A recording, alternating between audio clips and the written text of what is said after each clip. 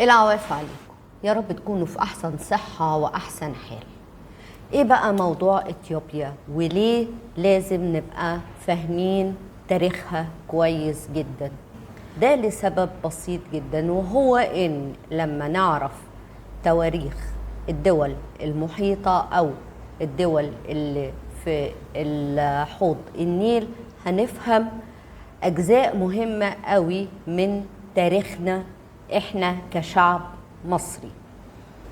وكمان من خلال دراسة تواريخ الشعوب المحيطة والشعوب المتخمة لينا هنقدر نفهم كويس المستقبل هيحصل فيه ايه، وازاي نقدر نتعامل مع الأحداث اللي شايفينها هتحصل مستقبلا من خلال أحداث التاريخ.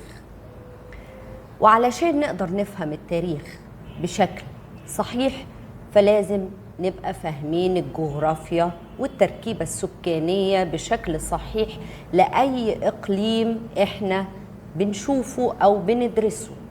فبالنسبة لإثيوبيا هي دلوقتي دولة حبيسة. يعني إيه دولة حبيسة؟ يعني دولة ملهاش سواحل على البحر أو بتطل على البحر، فهي دولة بيحيط بيها دول أخرى. اتساع دولة إثيوبيا بيخلي فيها تنوع كبير جدا من الحياة والأقاليم الجغرافية والبيئية. فهنلاقي في إثيوبيا الهضبة اللي هي فيها هضبة النيل وفيها وديان وفيها أنهار متفرعة، وفيها البحيرة الرئيسية وهي بحيرة تانا. وكمان هنلاقي في الجنوب في إقليم الأورومو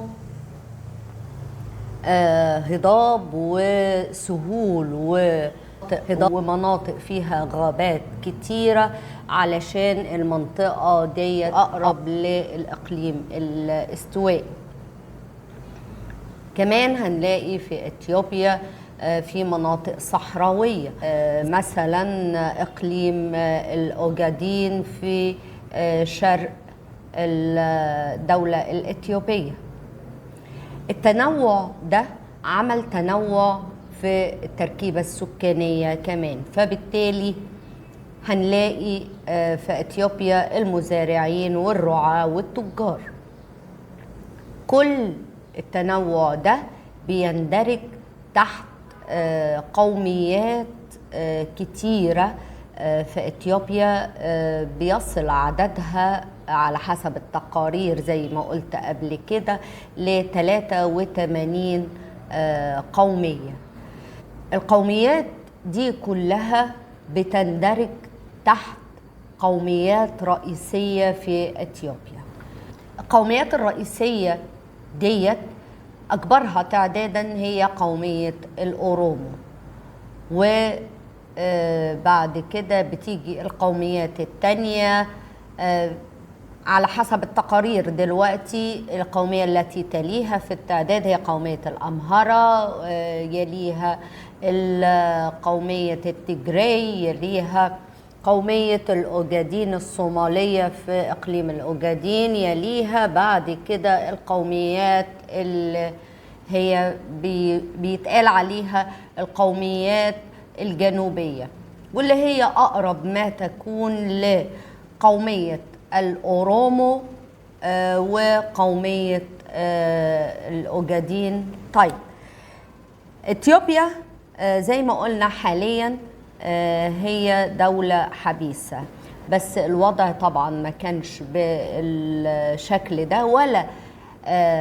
الحدود بتاعت ولا الحدود السياسية بتاعت إثيوبيا كانت بالشكل اللي احنا شايفينه على الخريطة دي قبل 1884 و 1885. ونخلينا فاكرين التاريخ ده كويس، لأن ده تاريخ مهم جدا، مش بس في إثيوبيا ومصر، لا ده مهم كمان على مستوى القارة الأفريقية كلها. ليه؟ لأن في سنة 1884 1885 اتعمل مؤتمر برلين، اللي بناء على القرارات اللي اتخذت في المؤتمر ده تم الاستيلاء أو تم احتلال أفريقيا كلها. خلينا فاكرين التاريخ ده في عقلنا.